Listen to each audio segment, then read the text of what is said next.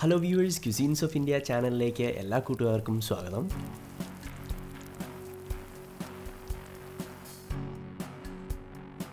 ഇന്ന് നമ്മൾ ഉണ്ടാക്കുന്നത് ഉണ്ണിയപ്പമാണ്. ഉണ്ണിയപ്പം എങ്ങനെയാണ് ഉണ്ടാക്കിയെടുക്കേണ്ടതെന്നും അതിൻ്റെ ഇൻഗ്രീഡിയൻസ് എന്തൊക്കെയാണെന്നും നമുക്ക് നോക്കാം. പച്ചരി 250 ഗ്രാം, ശർക്കര എടുക്കുന്നുണ്ട് 175 ഗ്രാം, ഇത് ശർക്കര പാനിയാക്കിയതാണ്. ചെറുതായിട്ടെരിഞ്ഞ തേങ്ങ 1 ടേബിൾ സ്പൂൺ, അതുപോലെ എള്ള് 1 ടീസ്പൂൺ. പഴം പാളയങ്കോടനാണ് എപ്പോഴും നല്ലത്, നമ്മളിവിടെ 2 എണ്ണമാണ് എടുക്കുന്നത്. 8-10 ഏലക്ക പൊളിച്ചത്, അതുപോലെ ഗീ എടുക്കുന്നുണ്ട്. ആവശ്യത്തിന് ഉപ്പും പഞ്ചസാരയും നമ്മളിവിടെ എടുക്കുന്നുണ്ട്. പച്ചരി നേരത്തെ നമ്മൾ 6 തൊട്ട് 8 മണിക്കൂർ വരെ വെള്ളത്തിൽ കുതിർക്കാനിട്ടിരുന്നു. അതിനുശേഷം ഇപ്പം നമ്മൾ മിക്സിയിലേക്ക് ആഡ് ചെയ്യുകയാണ്.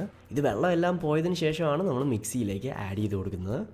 ഇനി നമുക്കിവിടെ കുറച്ച് ശർക്കര പാനിയും കൂടെ ആഡ് ചെയ്തതിന് ശേഷം ഇത് ഒന്ന് അടിച്ചെടുക്കാം. അതിനുശേഷം കുറച്ചും കൂടെ ആഡ് ചെയ്ത് കൊടുക്കുക.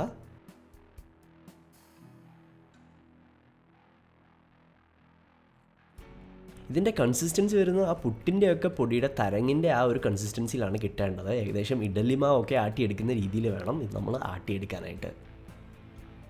ഈ ഒരു കൺസിസ്റ്റൻസി കിട്ടിക്കഴിഞ്ഞാൽ നമുക്ക് എടുത്തു വെച്ചിരിക്കുന്ന പഴം നന്നായിട്ട് ഞെരടിയതിന് ശേഷം ഇതിലേക്ക് ആഡ് ചെയ്ത് കൊടുക്കാം. അതിനുശേഷം ഇതും നന്നായിട്ടൊന്ന് കുഴച്ച് മിക്സ് ചെയ്തെടുക്കുക.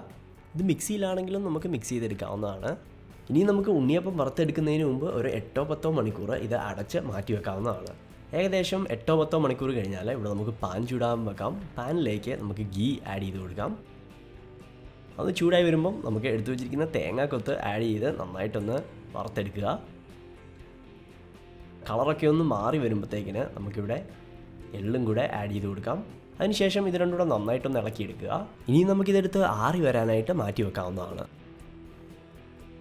അതുപോലെ തന്നെ നമ്മൾ നേരത്തെ എടുത്തു വെച്ചിരിക്കുന്ന ഏലക്ക പൊളിച്ചതിലേക്ക് കുറച്ച് പഞ്ചസാരയും കൂടി ആഡ് ചെയ്ത് ഇതുപോലെ ഒരു പൗഡറാക്കി റെഡിയാക്കി എടുക്കുക. ഇനി നമുക്ക് ഈ പൗഡർ ഇതിലേക്ക് ആഡ് ചെയ്യാം. അതും കൂടെ കഴിഞ്ഞാൽ ഇത് നമുക്ക് നന്നായിട്ട് കുഴച്ചെടുക്കാം. കുറച്ച് നേരം നന്നായിട്ടൊന്ന് മിക്സ് ചെയ്തെടുക്കുക. എള്ളും തേങ്ങാക്കൊത്തും ഒക്കെ നമുക്ക് ആവശ്യത്തിനനുസരിച്ച് ആഡ് ചെയ്യാവുന്നതാണ്.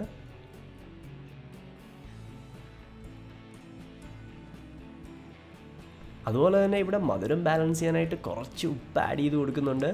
അതിനുശേഷം ഇതും കൂടെ നന്നായിട്ടൊന്ന് മിക്സ് ചെയ്തെടുക്കുക. അത് കഴിഞ്ഞാൽ നമ്മുടെ ഉണ്ണിയപ്പം ഇവിടെ വറുത്തെടുക്കാൻ ഏകദേശം റെഡിയായി. ആ കൺസിസ്റ്റൻസിയൊക്കെ ഈ ഒരു പരുവത്തിന് കിട്ടണം. ഇവിടെ നോക്കിക്കഴിഞ്ഞാൽ നിങ്ങൾക്ക് കാണാം.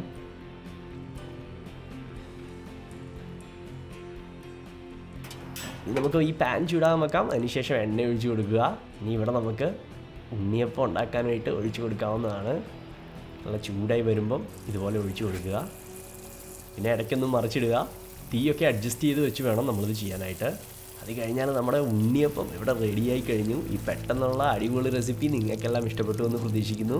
എല്ലാ കൂട്ടുകാർക്കും വലിയൊരു നന്ദി.